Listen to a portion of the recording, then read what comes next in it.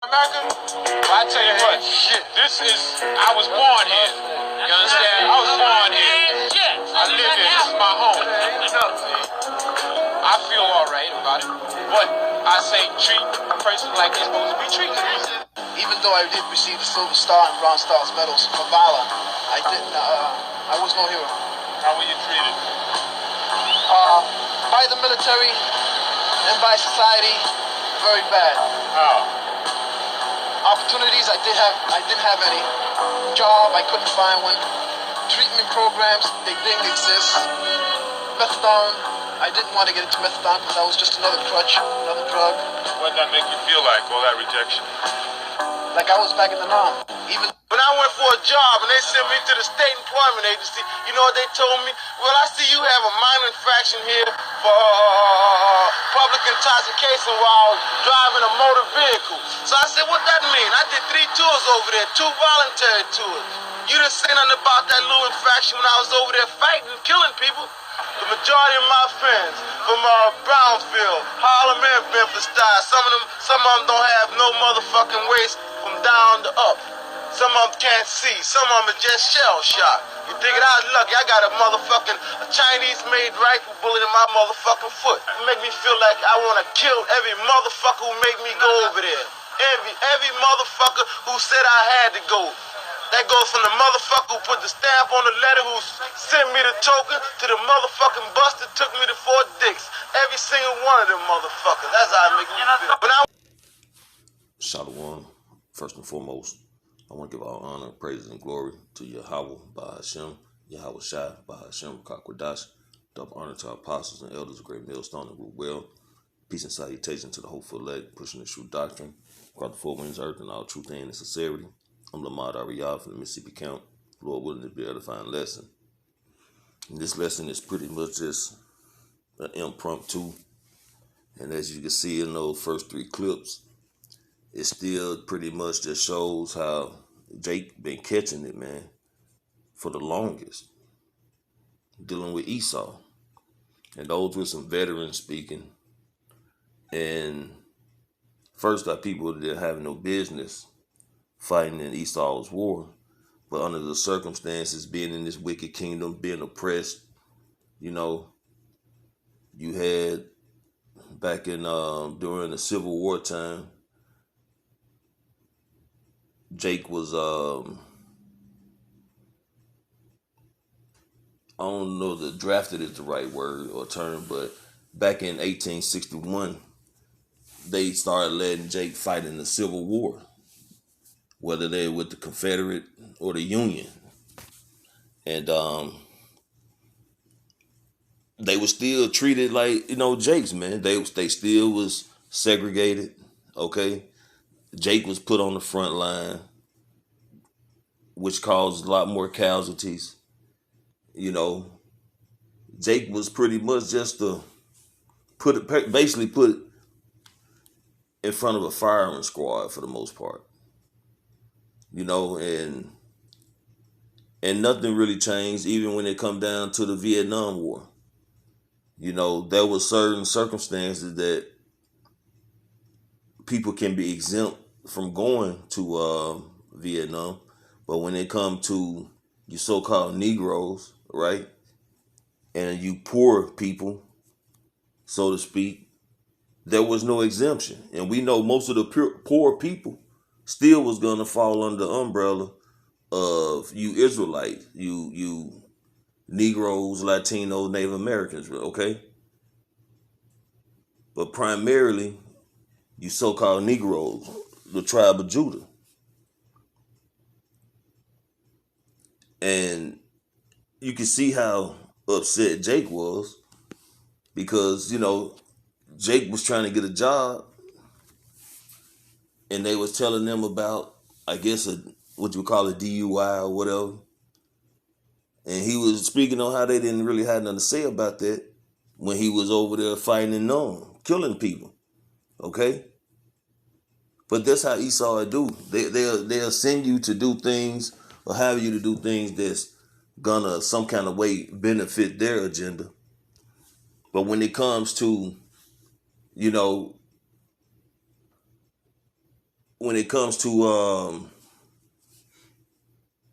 doing their part as far as giving you what you're owed, they're not going to do it. They're still going to try to find some way to fuck over you, oppress you, shortchange you, especially when you're of the nation of Israel. There's a perpetual hatred that's spoken of in the Bible that Esau would have towards his brother. Okay? So I'm going to get a couple of scriptures here and I'm going to close it out. This is the book of Psalms, chapter 50, starting at verse 19. Thou givest thy mouth to evil, and thy tongue frameth deceit. Because, I'm sure Esau will tell you these different things, especially back during those times, that you're going to be accommodated, you're going to be taken care of in some kind of form or shape or fashion. But we know when Jake would go to war and come home, he still was segregated. He still was under oppression. He still had Jim Crow. Jake was still being lynched. Okay? That's why Muhammad Ali, that's why he didn't go. That's why he took the chance, and it did lose his so-called title, right? A boxer. Did have to do some time because he refused to go over there because they wanted to send him over there to perish, man, to be killed. Why? Because he was a world champion of boxing, a so-called Negro, beating on white boys or whoever. But they wanted him to go over there and fight in Vietnam that he could be put to death. That's what they were banking on. But his refusal to do it, they indicted him and locked him up. And I think that was the Lord put the spirit on him to do that. Because we don't supposed to be fighting for these devils. Verse 20, thou sittest and speakest against thy brother, thou slanderest thy own mother's son. Because they'll sit up there and talk bad. They'll talk bad about you. Then they'll plot for your downfall, lock you up, plot to send you out to war that you may be killed, treat you like a dog when you come back from war. It's a lose-lose situation with you. That's why today, even to the day, we sigh and cry and pray to Yahweh Shem Yahushua come back and take this devil down. Because that's the only way we're going to get out from under the oppression, out from under the foot of this devil. It's by way of Yahweh Shem Yahushua. We can't do it on our own. There's been situations where people done tried to rebel or uprise, and all was a failure. Okay? Some things seem to be slightly successful for the moment, but yet and still it was a failure. Because the Lord said in the book of Deuteronomy, the 28th chapter, right, that no man shall buy us, meaning no man shall redeem us. So all the men who did their marching or, preaching or gathering the Black Panthers or, whatever, to try to bring our people together in a sense of rebellion or growing as a race of people, was a failure, because the Lord is going to redeem us. Okay, the Lord is going to bring us back to our natural state as being the head nation above all other nations. Okay, under Yahushua, King David, the 12 disciples in the governing body. Okay, 144,000 men, 12,000 for each tribe of the nation of Israel.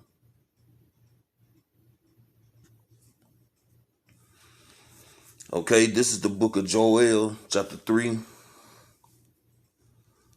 starting at verse 1.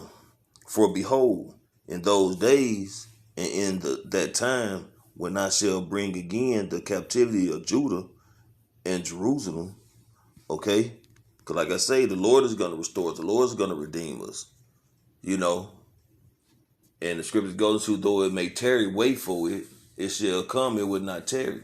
So eventually the Lord is going to bring judgment to this place. The Lord is going to set back up a righteous kingdom, okay? Well, all these things, all these prophecies must be fulfilled first, okay?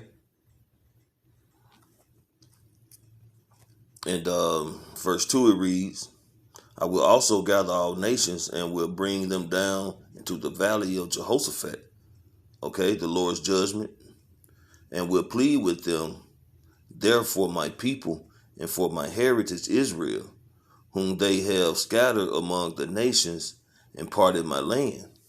So it's going to come that time when the Lord is going to gather all these nations over there in the Middle East, right, where there's going to be war, okay? They're going to be fighting against each other, all the different nations. And then the Lord and the heavenly host of angels are going to come, man.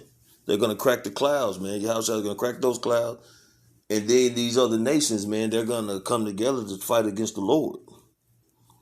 And they're going to be completely eradicated, man. They're going to be completely destroyed. They're going to be conquered, okay? And as I was saying earlier about how we don't supposed to be fighting in Esau's wars, okay? We don't supposed to be a part of Esau's military.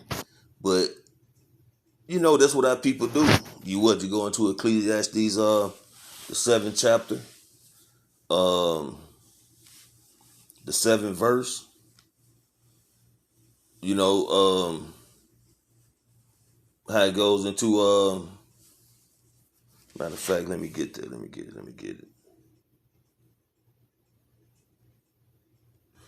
Okay, this is Ecclesiastes chapter 7, verse 7. Surely oppression maketh the wise man mad.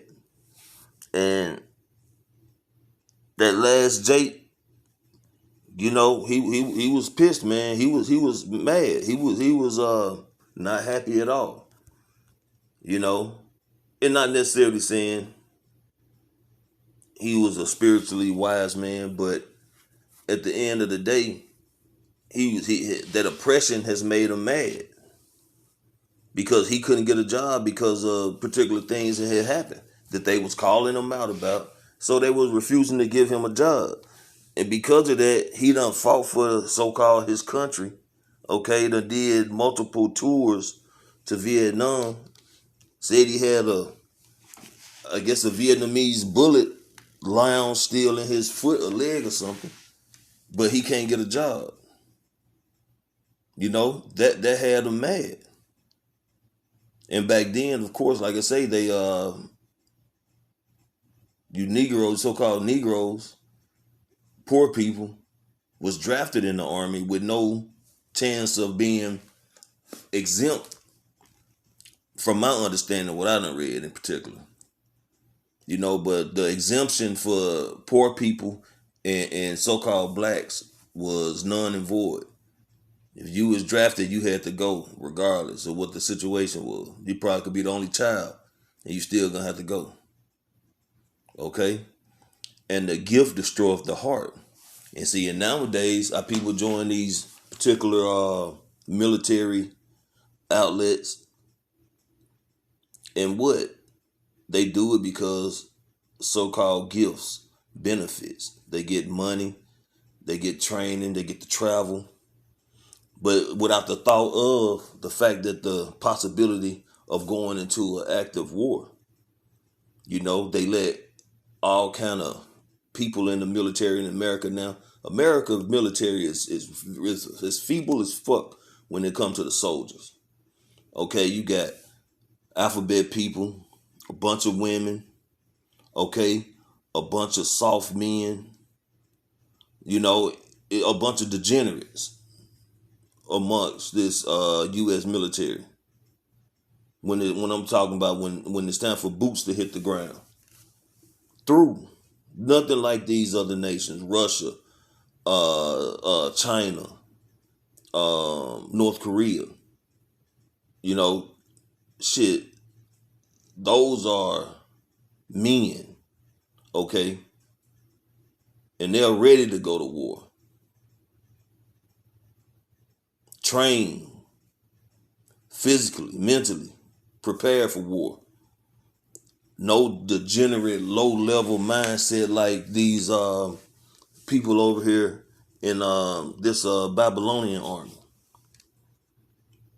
Okay? So, taking their money to be in their armies, not taking it serious, not understanding. That's why you go in Book of Hosea, the Lord said, my people are destroyed for lack of knowledge. Because they have rejected knowledge. See, they don't understand that the Lord is going to gather these armies, man, to fight and ultimately try to fight against Yahweh and the heavenly host of angels. Then they're going to be destroyed. Simple and plain.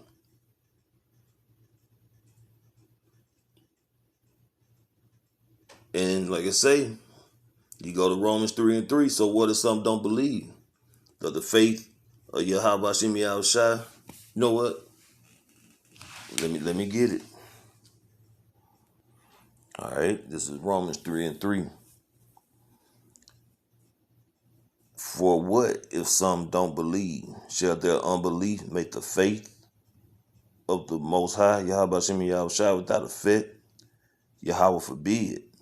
Yea, let the Most High be true, but every man a liar, as it is written, that thou mightest be justified in thy sayings, and mightest overcome when thou art judged. So when these things come to pass, when this judgment come, okay, the Lord's elect are going to be justified, okay? We're going to be proven that the Lord's word was faithful and true, okay? Because we're speaking the words of Yahweh Hashem Yahushua, not our words, okay?